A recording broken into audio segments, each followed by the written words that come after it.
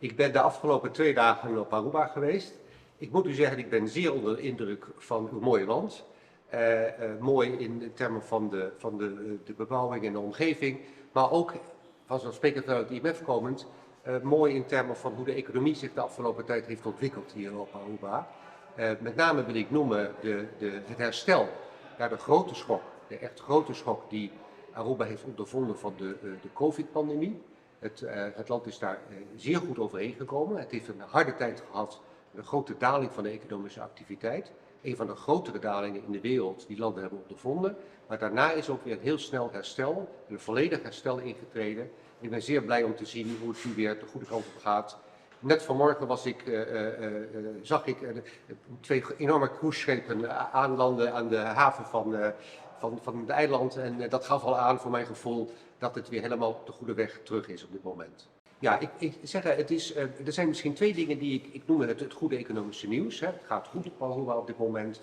De groei is terug, de toeristen zijn terug, de economische activiteit is terug. Maar er zijn misschien toch wel een paar elementen waar het eiland op de langere termijn zich over zal moeten buigen. Het eerste is natuurlijk dat de afgelopen jaren door de steun en de noodzakelijke steun vanwege de COVID-pandemie voor de bevolking en voor de bedrijven, als gevolg daarvan is de schuld flink opgelopen. En ik denk dat het belangrijk is dat Aruba nu ook weer het pad inzet naar een geleidelijke daling van de schuldquote. En dat kan ook, want ik ben blij om te constateren dat het financieringstekort van de overheid is een overschot eigenlijk.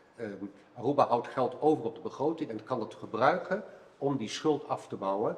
En waarom is dat nou zo belangrijk? Aruba is natuurlijk een eiland wat een beperkte economische omvang heeft en daardoor is het eiland zeer afhankelijk van schokken en eventuele gebeurtenissen in andere landen. Het heeft wat dat betreft zijn toekomst niet volledig in de hand. Het moet schokken kunnen opvangen. En om die schokken te kunnen opvangen is een lagere staatsschuld denk ik belangrijk. En ik ben heel blij dat er op het ogenblik hard aan wordt gewerkt door de minister van Financiën, door de andere ministers, door de ministerraad hier, door de overheid. Mijn tweede punt is eigenlijk van een andere orde en dat betreft de klimaatontwikkeling. Dit is niet een ontwikkeling die specifiek is voor Aruba. Dit is een wereldwijde ontwikkeling. En in de board van het IMF, waar ik Aruba vertegenwoordig, is dit ook een belangrijk onderwerp van discussie op dit moment. Hoe gaan wij om met de klimaatopwarming? Wat voor maatregelen kunnen we treffen en hoe kunnen we ons wapenen tegen de gevolgen daarvan? En dit is ook voor Aruba denk ik een belangrijke ontwikkeling. Het eiland is afhankelijk van toeristen, het is afhankelijk van andere bronnen van inkomsten en daar zal klimaatverandering een invloed op gaan uitoefenen. Ik ben heel blij te constateren dat er duidelijk over wordt nagedacht hier op dit moment. Er worden plannen ontwikkeld over wat wij dan noemen de adaptatie aan de klimaatverandering, dus de aanpassing aan de klimaatverandering.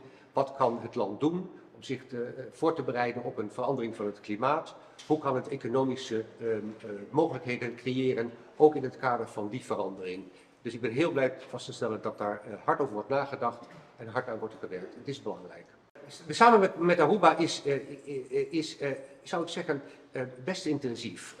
2 keer per jaar komt een delegatie vanuit Aruba, geleid door de minister van Financiën, maar ook daarin vertegenwoordigd is de president van de Centrale Bank van Aruba, komt naar Washington om deel te nemen aan de gesprekken die we hebben tijdens de voorjaarsvergadering en tijdens de zogenaamde jaarvergadering.